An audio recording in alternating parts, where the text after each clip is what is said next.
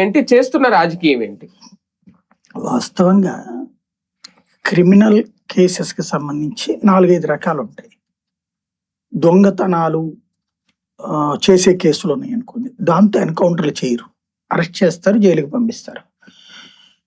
గంజాయి కేసులలో ఒకటి నిజం ఉంటుంది, వాడు వాడటం వేరు, అమ్మటం వేరు. వీడు గంజాయి అమ్మేటటువంటి అతిపెద్ద క్రిమినల్ అయి ఉంటే, అంటే వీళ్ళు అనేది దాంట్లో కొన్ని గంజాయి కేసులు ఉన్నాయి అంటున్నారు. గంజాయి కేసులలో ఒకసారి గంజాయి అమ్ముతూనో ఇది వాడుతూ పట్టుబడ్డాడంటే, వాడిని వాడుతూ పట్టుబడినప్పుడు కేసు పెట్టి అరెస్ట్ చేయడానికి ఉండదు. అప్పుడు విక్రేత కింద చూపెడతారు దాంట్లో. ఆ తర్వాత అప్పుడప్పుడు ఎప్పుడు కేసులు దొరకనప్పుడు తీసుకెళ్ళడం అనేది నడుస్తుంది. 1-4 కేసులు నడుస్తాయి. నిజమైనటువంటి ఇతను గంజాయి స్మగ్లరో లేకపోతే వాళ్ళు చెప్పినట్టే హైలీ క్రిమినల్ అయ్యి ఉంటే, రాజకీయంగానో లేకపోతే పెద్ద పలుకుబడి ఉన్నోడైతే, వాళ్ళ మేనమామ చెప్పినట్టు 350 రూపాయలకి కూలీ పని ఎందుకు చేస్తాడు? అంతే కదా.